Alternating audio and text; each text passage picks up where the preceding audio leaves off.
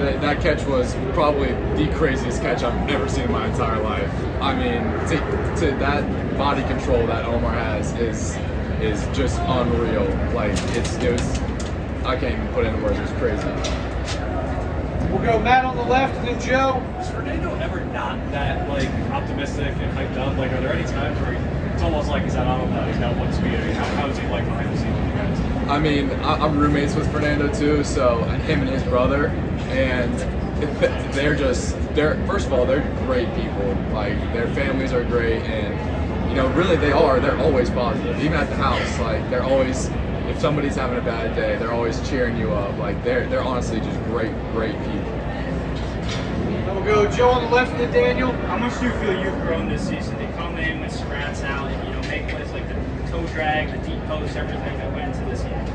I think I've grown a lot. It helps having probably the best wide receiver coach in the country, in Coach Shanahan, and especially last year learning from Elijah and Coop and Miles Price on the Vikings and all those guys from last year, and learning from these guys this year, it's been so helpful in my personal growth.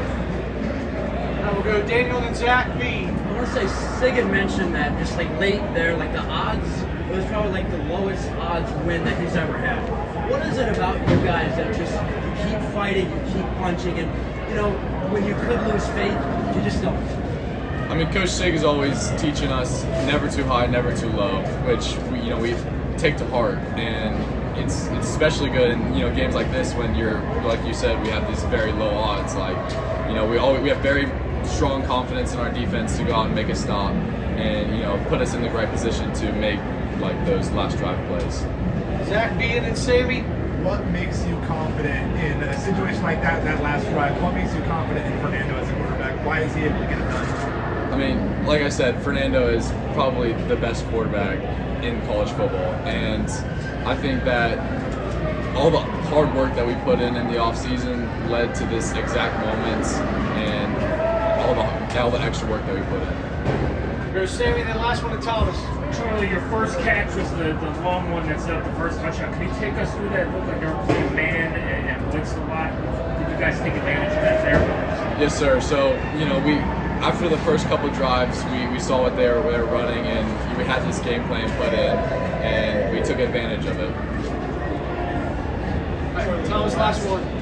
Your catch before the Omar catch, what did you see on that play that helped you step up in that big moment? I mean, huge shout out to the O-line and the quarterback for being able to keep protection and give the quarterback enough time to, have trust in me and have faith in me to go up and make those 50-50 catches. Real last one to sit. Just how much do you relish stepping up in some clutch moments like you did today? Some of the third down sideline catches. Obviously, it was a big spot to step up with Surratt out, but just some of those, individual moments within the game, crunch time. How much do you relish moments like that?